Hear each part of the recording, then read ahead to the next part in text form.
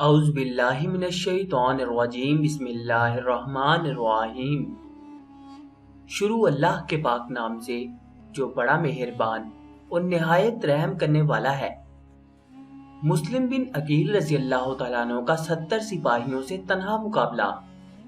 مسلم بن عقیل رضی اللہ تعالیٰ عنہ نے جب ان کی آوازیں سنی تو تلوار لے کر دروازے پر آ گئے اور سب کا مقابلہ کر کے ان کو دروازے سے نکال دیا۔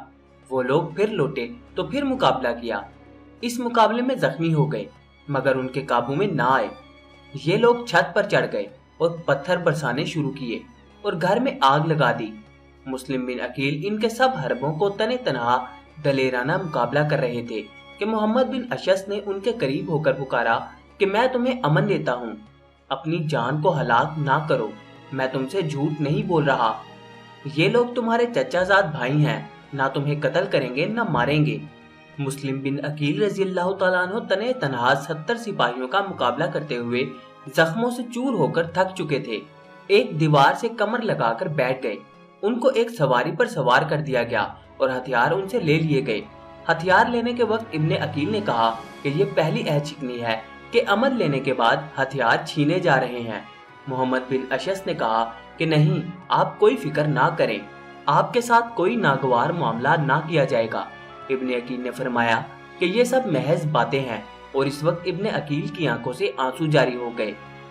محمد بن اشعث کے ساتھیوں میں عمرو بن عبید بھی تھا جو ان کو امان دینے کا مخالف تھا۔ اس نے کہا کہ اے مسلم، جو شخص ایسا اقدام کرے جو آپ نے کیا، جب پکڑ لیا جائے تو اس کو روکنے کا حق نہیں۔ ابن عقیل رضی اللہ تعالیٰ عنہ نے فرمایا کہ میں اپنی جان کے لیے نہیں روتا، بلکہ میں حسین رضی اللہ تعالیٰ عنہ اور آل حسین رضی اللہ تعالیٰ عنہ کی جانوں کے لیے رو رہا ہوں، جو میری تحریر پر ان قریب کوفہ پہنچنے والے ہیں اور تمہارے ہاتھوں اسی بلا میں گرفتار ہوں گے جس میں میں گرفتار ہوں۔ اس کے بعد محمد بن اشعث سے کہا کہ تم نے مجھے امان دیا ہے اور میرا گمان یہ ہے کہ تم اپنے اس امان سے عاجز ہو جاؤ گے، لوگ تمہاری بات نہ مانیں گے اور مجھے قتل کریں گے، تو اب کم از کم تم میری ایک بات مان لو، وہ یہ ہے کہ ایک آدمی حضرت حسین کے پاس فوراً روانہ کر دو، جو ان کو میرے حال کی اطلاع کر کے یہ کہہ دے کہ آپ راستے ہی سے اپنے اہل بیت کو لے کر لوٹ جائیں، کوفہ والوں کے خطوط سے دھوکہ نہ کھائیں۔ یہ وہی لوگ ہیں جن کی بے وفائی سے گھبرا کر آپ کے والد اپنی موت کی تمنا کیا کرتے تھے۔ محمد بن اشعث نے حلف کے ساتھ اس کا وعدہ کیا کہ میں ایسا کروں گا۔ اس کے ساتھ ہی محمد بن اشعث نے اپنا وعدہ پورا کیا۔ ایک آدمی کو خط دے کر حضرت حسین رضی اللہ تعالیٰ عنہ کی طرف بھیج دیا۔ حضرت حسین رضی اللہ تعالیٰ عنہ اس وقت مقام زیالہ تک پہنچ چکے تھے۔ محمد بن اشعث کے قاصد نے یہاں پہنچ کر خط دیا۔ خط پڑھ کر حضرت حسین رضی اللہ تعالیٰ عنہ نے فرمایا، جو چیز ہو چکی ہے وہ ہو کر رہے گی، ہم صرف اللہ تعالیٰ ہی سے اپنی جانوں کا ثواب چاہتے ہیں اور امت کے فساد کی فریاد کرتے ہیں۔ الغرض یہ خط پا کر بھی حضرت حسین رضی اللہ تعالیٰ عنہ نے اپنا ارادہ ملتوی نہیں کیا اور جو عزم کر چکے تھے اس کو لیے ہوئے آگے بڑھتے رہے۔ ادھر محمد بن اشعث ابن عقیل رضی اللہ تعالیٰ عنہ کو لے کر قصر امارت میں داخل ہوئے اور ابن زیاد کو اطلاع دی کہ میں ابن عقیل کو امان دے کر آپ کے پاس لایا ہوں۔ ابن زیاد نے غصے سے کہا کہ تمہیں امان دینے سے کیا واسطہ؟ میں نے تمہیں گرفتار کرنے کے لیے بھیجا تھا یا امان دینے کے لیے؟ محمد بن اشعث خاموش رہ گئے۔ ابن زیاد نے ان کے قتل کا حکم دے دیا۔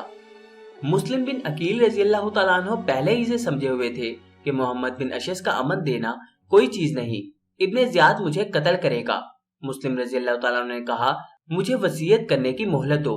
ابن زیاد نے مہلت دے دی تو انہوں نے عمر بن سعد سے کہا کہ میرے اور آپ کے درمیان قرابت ہے اور میں اس قرابت کا واسطہ دے کر کہتا ہوں کہ مجھے تم سے ایک کام ہے جو راز ہے، میں تنہائی میں بتلا سکتا ہوں۔ عمر بن سعد نے اس کو سننے کی ہمت نہ کی۔ ابن زیاد نے کہا کچھ مذائقہ نہیں، تم سن لو۔ ان کو علیحدہ کر کے مسلم بن عقیل رضی اللہ تعالیٰ عنہ نے کہا کہ کام یہ ہے کہ میرے ذمے 700 درہم قرض ہیں جو میں نے کوفہ کے فلاں آدمی سے لیے تھے، وہ میری طرف سے ادا کر دو۔ دوسرا کام یہ ہے کہ حسین رضی اللہ تعالیٰ عنہ کے پاس ایک آدمی بھیج کر ان کو راستے سے واپس کرا دو۔ عمر بن سعد نے ابن زیاد سے ان کی وصیت پورا کرنے کی اجازت مانگی تو اس نے کہا کہ بے شک امین آدمی کبھی خیانت نہیں کرتا، تم ان کا قرض ادا کر سکتے ہو۔ باقی رہا حسین رضی اللہ تعالیٰ عنہ کا معاملہ، سو اگر وہ ہمارے مقابلے کے لیے نہ آئے تو ہم بھی ان کے مقابلے کے لیے نہ جائیں گے، اور اگر وہ آئے تو ہم مقابلہ کریں گے۔ ابن زیاد نے کہا کہ اے مسلم، تم نے بڑا ظلم کیا کہ مسلمانوں کا نظم مستحکم اور ایک کلمہ تھا، سب ایک امام کے تابع تھے، تم نے آ کر ان میں تفرقہ ڈالا اور لوگوں کو اپنے امیر کے خلاف بغاوت پر آمادہ کیا۔ مسلم بن عقیل رضی اللہ تعالیٰ عنہ نے فرمایا کہ معاملہ یہ نہیں، بلکہ اس شہر کوفہ کے لوگوں نے خطوط لکھے کہ تمہارے باپ نے ان کے نیک اور شریف لوگوں کو قتل کر دیا، ان کے خون ناحق بہائے، اور یہاں کے عوام پر کسرا و کیسر جیسی حکومت کرنی چاہیے، اس لیے ہم اس پر مجبور ہوئے کہ عدل قائم کرنے اور کتاب و سنت کے احکام نافذ کرنے کی طرف لوگوں کو بلائیں اور سمجھائیں۔ اس پر ابن زیاد اور زیادہ برا فروختہ ہو کر مسلم بن عقیل رضی اللہ تعالیٰ عنہ کو برا بھلا کہنے لگا۔ مسلم خاموش ہو گئے۔ ابن زیاد نے حکم دیا کہ ان کو قصر عمارت کی اوپر کی منزل پر لے جاؤ اور سر کاٹ کے نیچے پھینک دو۔ مسلم بن عقیل اوپر لے جائے گئے۔ وہ تسبیح و استغفار پڑھتے ہوئے اوپر پہنچے اور ابن زیاد کے حکم کے موافق ان کو شہید کر کے نیچے ڈال دیا گیا۔ انا للہ و انا الیہ راجعون۔ مسلم بن عقیل رضی اللہ تعالیٰ عنہ کو قتل کرنے کے بعد ہانی بن عروہ کے قتل کرنے کا فیصلہ کیا۔ ان کو بازار میں لے جا کر قتل کر دیا گیا۔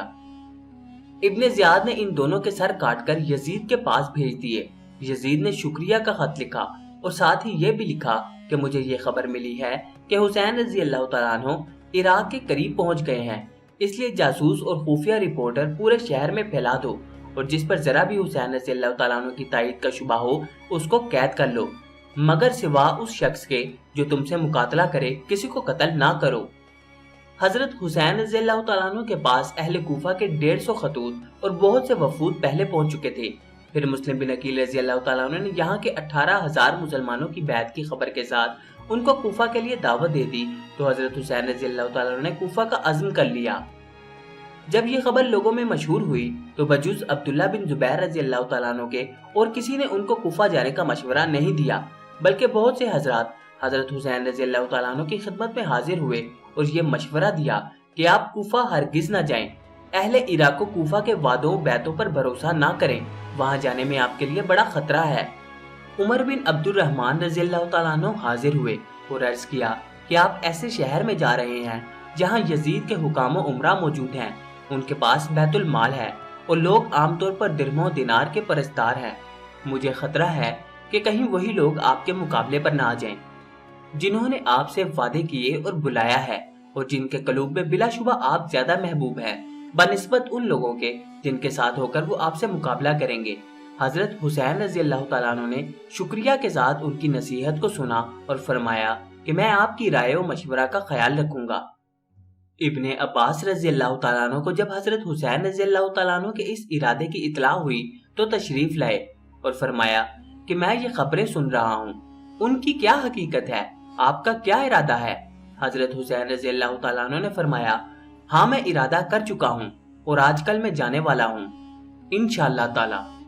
ابن عباس رضی اللہ تعالیٰ عنہ نے فرمایا، بھائی میں اسے آپ کو خدا کی پناہ میں دیتا ہوں، خدا کے لیے آپ مجھے یہ بتلائیں کہ آپ کسی ایسی قوم کے لیے جا رہے ہیں جنہوں نے اپنے اوپر مسلط ہونے والے امیر کو قتل کر دیا ہے، اور وہ لوگ اپنے شہر پر قابض ہو چکے ہیں اور اپنے دشمن کو نکال چکے ہیں، تو بے شک آپ کو ان کے بلانے پر فوراً چلے جانا چاہیے۔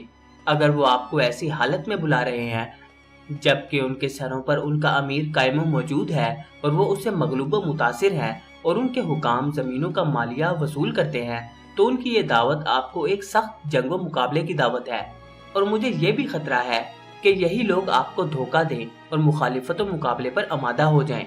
حضرت حسین رضی اللہ تعالیٰ عنہ نے اس کے جواب میں فرمایا، اچھا میں اللہ تعالیٰ سے استخارہ کرتا ہوں، پھر جو کچھ سمجھ میں آئے گا عمل کروں گا۔ دوسرے روز ابن عباس رضی اللہ تعالیٰ عنہ پھر تشریف لائے اور فرمایا کہ میرے بھائی میں صبر کرنا چاہتا ہوں مگر صبر نہیں آتا، مجھے آپ کے اس اقدام سے آپ کی اور آپ کے اہل بیت کی ہلاکت کا شدید خطرہ ہے۔ اہل عراق عہد شکن اور بے وفا لوگ ہیں، آپ ان کے پاس نہ جائیں، آپ اسی شہر مکہ میں اقامت کریں، آپ اہل حجاز کے مسلم رہنما و سردار ہیں، اور اگر اہل عراق آپ سے مزید تقاضا کریں تو آپ ان کو یہ لکھیں کہ پہلے اپنے امیر و حکام کو اپنے شہر سے نکال دو، پھر مجھے بلاؤ تو میں آ جاؤں گا، اور اگر آپ کو یہاں سے جانا ہی ہے تو آپ یمن چلے جائیں کہ وہاں بہت سے محفوظ قلعے اور پہاڑیاں ہیں اور طویل و عریض خطے ہیں، وہاں آپ کے والد کے متبعین بھی بکثرت ہیں۔ اس طرح آپ لوگوں کے ہنگاموں سے جدا رہ کر بذریعہ خطوط خود حق کی اشاعت و حمایت بعافیت کر سکیں گے۔ حضرت حسین رضی اللہ تعالیٰ عنہ نے فرمایا کہ ابن عباس، میں جانتا ہوں کہ آپ ناصح مشفق ہیں، مگر میں اب عزم کر چکا ہوں، اس کو فسخ کرنے کے لیے طبیعت آمادہ نہیں ہوتی۔ ابن عباس رضی اللہ تعالیٰ عنہ نے فرمایا کہ میرے بھائی، اگر آپ جانا طے ہی کر چکے ہیں تو خدا کے لیے اپنی عورتوں اور بچوں کو ساتھ نہ لے جائیے۔ مجھے خوف ہے کہ کہیں آپ اسی طرح اپنی عورتوں بچوں کے سامنے قتل کیے جائیں، جس طرح حضرت عثمان رضی اللہ تعالیٰ عنہ قتل کیے گئے ہیں۔ حضرت حسین رضی اللہ تعالیٰ عنہ اپنے نزدیک ایک دینی ضرورت سمجھ کر خدا کے لیے عزم کر چکے تھے۔ مشورہ دینے والوں نے ان کو خطرات سے آگاہ کیا، مگر مقصد کی اہمیت نے ان کو خطرات کا مقابلہ کرنے کے لیے مجبور کر دیا، اور ذی الحج 60 ہجری کی 3 یا 8 تاریخ کو آپ مکہ سے کوفہ کے لیے روانہ ہو گئے۔ اس وقت یزید کی طرف سے مکہ کا حاکم عمرو بن سعید بن العاص مقرر تھا۔ اس کو ان کی روانگی کی خبر ملی تو چند آدمی راستے پر ان کو روکنے کے لیے بھیجے۔ حضرت حسین رضی اللہ تعالیٰ عنہ نے واپسی سے انکار فرمایا اور آگے بڑھ گئے۔ راستے میں فرزوق شاعر عراق کی طرف آتا ہوا ملا۔ حضرت حسین رضی اللہ تعالیٰ عنہ کو دیکھ کر پوچھا کہ کہاں کا قصد ہے؟ حضرت حسین رضی اللہ تعالیٰ عنہ نے بات کاٹ کر ان سے پوچھا کہ یہ تو بتلاؤ کہ اہل عراق و کوفہ کو تم نے کس حال میں چھوڑا ہے؟ فرزوق نے کہا کہ اچھا ہوا آپ نے ایک واقف حال تجربہ کار سے بات پوچھی۔ میں آپ کو بتاتا ہوں کہ اہل عراق کے قلوب تو آپ کے ساتھ ہیں، مگر ان کی تلواریں بنی امیہ کے ساتھ ہیں، اور تقدیر آسمان سے نازل ہوتی ہے اور اللہ تعالیٰ جو چاہتا ہے کرتا ہے۔ حضرت حسین رضی اللہ تعالیٰ عنہ نے فرمایا کہ تم سچ کہتے ہو، اور فرمایا اللہ ہی کے ہاتھ میں ہے تمام کام، وہ جو چاہتا ہے کرتا ہے، اور ہمارا رب ہر روز نئی شان میں ہے۔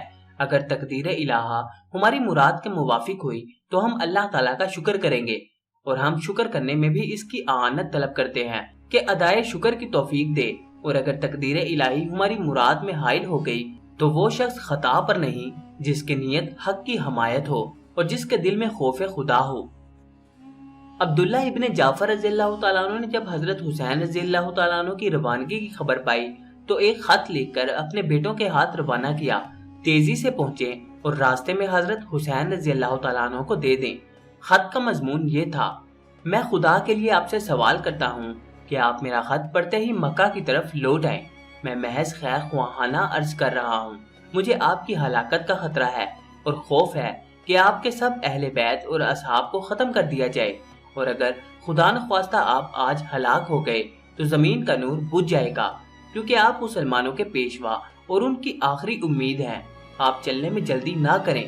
اس خط کے پیچھے میں خود بھی آ رہا ہوں، میرا انتظار فرمائیں۔ والسلام۔ یہ خط لکھ کر عبداللہ بن جعفر رضی اللہ تعالیٰ عنہ نے پہلے یہ کام کیا کہ یزید کی طرف سے والی مکہ عمر بن سعید کے پاس تشریف لے گئے اور اسے کہا کہ آپ حضرت حسین رضی اللہ تعالیٰ عنہ کے لیے ایک پروانہ امان کا لکھ دیں، اور ان سے اس کا بھی وعدہ تحریری دے دیں کہ اگر وہ واپس آ جائیں تو ان کے ساتھ مکہ میں اچھا سلوک کیا جائے گا۔ عامل مکہ عمرو بن سعید نے پروانہ لکھ دیا اور عبداللہ بن جعفر رضی اللہ تعالیٰ عنہ کے ساتھ اپنے بھائی یحییٰ بن سعید کو بھی حضرت حسین رضی اللہ تعالیٰ عنہ کی طرف بھیجا۔ یہ دونوں راستے میں جا کر حضرت حسین رضی اللہ تعالیٰ عنہ سے ملے اور عمرو بن سعید کا خط ان کو سنایا اور اس کی کوشش کی کہ لوٹ جائیں۔ اس وقت حضرت حسین رضی اللہ تعالیٰ عنہ نے ان کے سامنے اپنے اس عزم کی ایک وجہ بیان کی۔ سامعین محترم، شہید کربلا حضرت حسین رضی اللہ تعالیٰ عنہ کی مزید داستان سننے کے لیے ہمارے چینل کو سبسکرائب کر کے ساتھ موجود گھنٹی کے بٹن کو لازمی دبا دیں۔ اب آپ سے ملاقات ہوگی انشاءاللہ تعالیٰ اگلی نئی ویڈیو میں۔ تب تک کے لیے اپنا خیال رکھیں۔ اللہ حافظ۔